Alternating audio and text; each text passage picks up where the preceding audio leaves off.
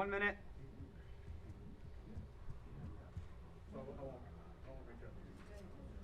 One minute.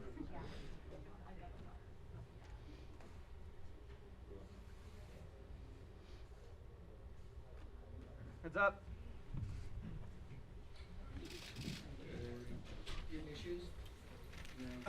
Allbirds?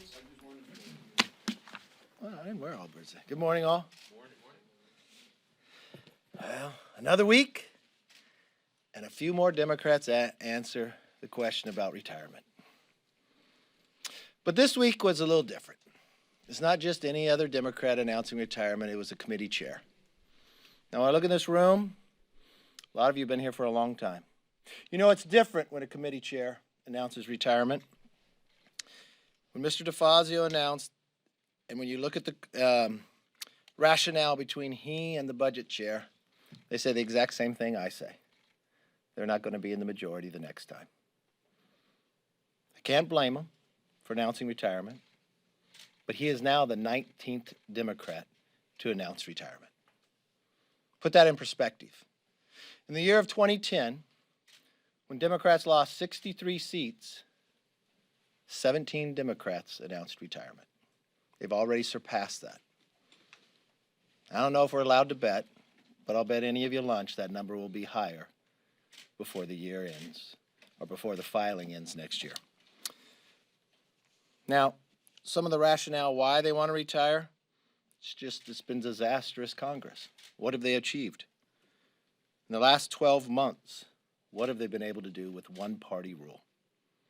Their $5 trillion socialist spending bill is unpopular with the American public. In fact, it is so unpopular, you don't have to take the Republicans' words for it. Just look to their own conference. Congresswoman Loria from Virginia, you know what she recently said? She admitted she even avoids bringing it up when she's back home. The leadership says they just need to get out and explain it more. And she says she avoids even talking about it. House Democrats now, they released their calendar for next year. Very exciting action taking place this week. They scheduled the least number of voting days in modern history. If you take next year and this year, it'll be 202 days. That's the least amount that we've been able to do in the last decade. When Republicans were in the majority, I think we were averaging about 250. Now, should we be upset about that, or should we be relieved? If they're here less, maybe they could do less damage. Not sure. Now, when I look at President Biden, and I look at his year of working with the Democrats with one-party control, think about what they promised us. He promised he would shut down the virus, and he hasn't. President Biden's only strategy so far has been to threaten Americans with more arbitrary COVID restrictions and mandates. He told us inflation would be temporary. Well, we realized that's not true. Just this week, the Federal Reserve Chair and Biden's own Treasury Secretary said that it was time to retire the word transitory. Chairman Powell could not even confirm whether consumer prices would even let up over the next year. I don't know what the press secretary is doing in the White House today, but maybe they're coming up with a new term to try to dismiss inflation concerns. After he said his policies caused gas prices to skyrocket, he said he would lower the gas price. He hasn't done it. He's even made it worse. And no, not the measly 2 cents the DCCC thinks is lowering it. Is a reduction. He depleted 50 million barrels of oil from our emergency supply and has done nothing to reverse this anti-American energy agenda that he has contributed to spike our costs. In my home state of California, you see the price rise almost every day, more than $5 a gallon. That hurts the hard-working Americans every single day. It's not just the gas price. If they fill up the car and they go to the grocery store, it costs them more. If they turn on the heat, it costs them more. Everything they do. And now we've come to Christmas. We worry about the ability to even get the gifts you want or whether you could even afford them. But what's the answers that we get from the White House? He can't even promise you that the Christmas gift will arrive on time, if you could even pay for it. The American people are fed up with this one-party rule and what has come of it in just 1 year. When Americans take the majority next year, we make this commitment to every single American. We will listen to you. We will hear you. We'll work on your policies, and we will improve your quality of life. With that, let's open it up for questions. I'm going to give it to you. Yeah, I was going to ask about to expand on your answer about the limited NDAA. I mean, is that, talk about, you don't think that's a good option, it sounds like, and you think Republicans would be opposed to. Yeah, and I don't just think it's Republicans. Jake's questions about adding the debt limit to the NDAA, I don't think it would pass. Democrats can't pass the NDAA on their own. Even in discussions with Democrat staff, they don't think they could pass it. And so everybody looks to the fact, but let's go back on this question about the debt limit. It's another thing that we knew all along, when is it due? The Democrats have the ability of one-party rule to get this done. They have the ability to get it done in the Senate without having any Republicans to do it. And what have they done to make it happen? Here we are on Friday, and late last night, just government funding, we had to do it in the last minute to get something through. The management of this House is unbelievable in any shape and form. We knew this had to take place. And at the same time that it needs to take place, the Democrats want to add trillions of dollars. Why haven't they taken care of this? Why do they put the financial jeopardy of America on the line? I don't get it. Now they want to do some gimmick. I don't think anyone's going to abide by a gimmick. If they believe spending $5 trillion makes America stronger, they should vote for it. They have the ability to do it through reconciliation. The House would send it to the Senate. The Senate has the ability to pass it just on Democrat votes alone. The one-party rule, that's what they want. The one-party rule should deal with that. But I just don't think the NDAA is one. I think it would fail. I really do. Mr. Leader. Yes, sir. Thank you. What is acceptable on the debt ceiling? We know how this gets to be political from time to time, but the issue is when we dealt with the debt ceiling in 11, there was the super committee. Of course, people can't brag about that. There was sequestration. There were questions about having other types of cuts, small budget deals that Paul Ryan worked on. What is acceptable from Republicans if you were to enter into negotiations? See, everything you just talked about was doing a debt ceiling on a normal basis of a debt ceiling. This is different than any other course. Debt ceiling is coming before us at the same time you want to pass the largest bill in the history of America. You want to spend more money than America spent in World War II. So why do you want to raise the debt from that point? If that's what the Democrats want to do, it's their responsibility. If they did not want to do reconciliation, I think people could find a course to be able to deal with the debt ceiling and put us on a path to balance the budget. So you're saying your side would have, if they were not doing the social spending, your side would be willing to engage on some sort of... We'd be willing to engage and discuss on anything. Doesn't mean we're going to come to an agreement, but here they are wanting to spend more money in history at one given time. They celebrate it. They all voted for it except one. I listened to them mock me on the floor that, yes, they elected this president to be FDR. And now that they have all the power and all the levers, they put America's financial economy in jeopardy because they won't even deal with the subject. If they believe in this bill, even though Loria doesn't want to talk about it, that's why you got to lift. But not to belabor the point, I'm sorry here. Yeah. What I'm not understanding, I mean, do you have a plan? Again, this was what happened in 2011. There were both sides that, okay, let's have a super committee. You don't have some sort of a plan. Look, I would lovely to sit down with, if you want to create a plan, you sit down with the other side.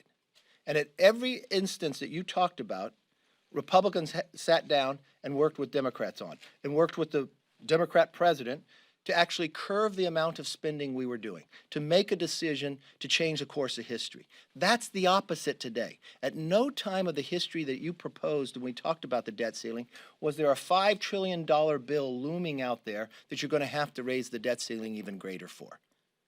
If that is the case, the Democrats and their one-party rule want to do something different America has ever faced. Leader McCarthy. Yes, ma'am. Are Marjorie Taylor Greene, Paul Gosar, and Lauren Boebert distractions to winning back the majority next year? Look, it's things we would not want to deal with. It is things that the American people want to focus on. Stopping inflation, gas prices, and others, and anything that deviates from that causes problems, yes. Could it threaten Regarding the majority? Representative Boebert's Islamophobic comments, Why do you have such a hard time condemning something that is so clearly wrong? Let me be very I'm clear. just speaking about this particular instance. Let me be very clear.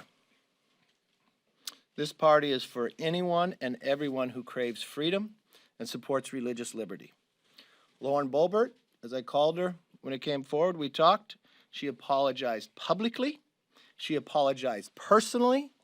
I contacted Steny Hoyer and even talked about maybe Steny and I should be in the room. We should lower the temperature of this Congress. We should work together and talk to one another. In disagreements and something goes astray, you apologize for it. Exactly what Lauren Boebert did. What's interesting to me, and I didn't get to watch Speaker Pelosi's press conference. Did any of you raise the question when someone on their side of the aisle said, I work with the Ku Klux Klan, referring to Republicans? Did anyone on your side of the aisle talk about when Omar said the only reason I support Israel is about the Benjamins? I never got a public apology or a phone call. Or did anybody on your side of the aisle, I think you might have asked Speaker Pelosi about this one, when Congresswoman Omar referred to America and Taliban as equal? Because I remember Speaker Pelosi saying something to the effect, and I could be wrong, but it was to the effect that she did not denounce her for saying that. So, I think when somebody does something that is wrong, they apologize. Lauren Boebert apologized publicly and then picked up the phone, and it took a lot of effort. She wanted to meet personally, denied the ability to meet personally.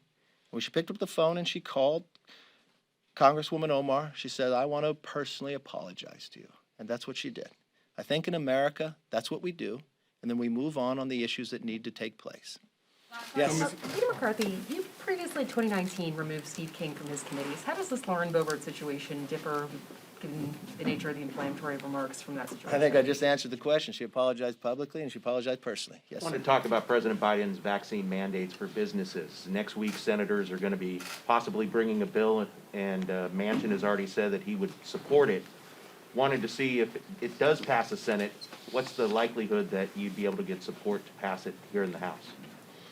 Well, the challenge is how you bring it up on the floor. We're not in the majority. We don't control it. Look, I believe in vaccines. I've been vaccinated. I actually took my booster shot on the night I gave a very long 1 minute. I think right now what's having the effect by these mandates, though, is causing challenges to our firemen, to our healthcare system and others from the standpoint of it's becoming a job issue as well. I know President Biden promised America that he could handle COVID. More people have died from COVID this year than last year. I watched the market this week tumble based upon the management that people have the trust in this president on how to handle it. I watched his only time that he moves back to some of the policies that he criticized President Trump about. From Mexico, staying in Mexico beforehand, to challenging on whether flights come into America. I think his mismanagement has only been on every single issue that he has dealt with, and it's sad. Yes, sir. Leader McCarthy, could you talk about some specific policies or bills that Republicans would pursue if you're in the majority, and the clashes that you've seen within your caucus earlier this week? If you're Speaker, would that make it difficult for you to govern? No, we're going to be quite fine. We put every single member into 7 different task forces. We've already laid out one, how to secure the border. We've laid out how to deal with China. We've laid out the Parents' Bill of Rights. We've laid out how to make America energy independent, that we rely on the precious minerals in America in an environmentally sound way. We will continue to roll these out from healthcare to our freedoms and others. I just met yesterday with all the task force chairs, and you'll see this coming shortly. If we are given the trust to be the majority, we will tackle inflation, we will secure our border, we will bring gasoline prices down, and we'll focus on the economy. An interesting fact that just came out last night from the Wall Street Journal, because I know the jobs report came out, and I'm sure the White House will try to spin it one way, but there were supposed to be 550,000 jobs, especially during a seasonal hiring period, much less than that. But here's an interesting fact. Wall Street Journal editorial board. There are about 4 million missing jobs since February 2020 in 23 states with Democratic governors versus 1.3 million in 27 states with GOP governors, even though there are only 15% more population. Incredibly, the missing jobs in California, Illinois, New Jersey exceed all those in the 27 GOP-led states combined. It just shows you, from a fiscal standpoint, from an economic standpoint, even from a safety standpoint, the principles and the philosophies of listening to the American public. And at no other time should America realize that more than just recently in the last election in Virginia. There is an opportunity here to make government more accountable, more efficient, and answer to the American public. Thank you all very much. I hope you have a great weekend. Don't sit with that.